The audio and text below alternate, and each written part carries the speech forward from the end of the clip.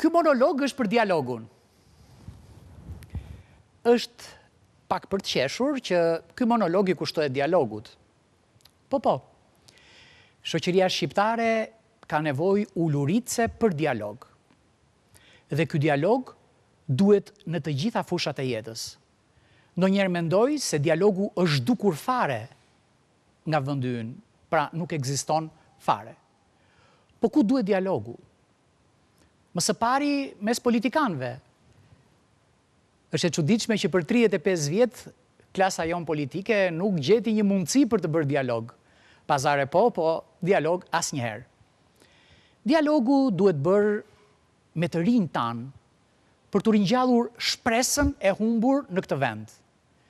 Dialogu duhet bërë me të përndjekurit politik, që ende nuk kanë marrë atë që u takon për jetët e tyre të shkatërruara në mënyrë më të pakuptim të mundshme.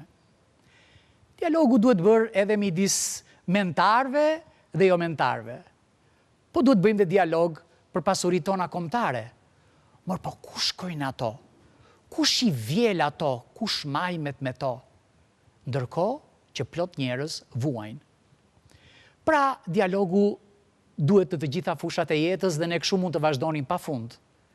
Duhet dialog me fëmijët, duhet dialog me të moshuarit, dialog me gratë. Por duhet edhe dialog me veten. Ne kemi nevojë që t'i sfidojmë opinionet që kemi, sepse dialogu është gjëja e vetme që përputhet me pluralizmin. Faleminderit, natën e mirë, miru takofshim javës tjetër.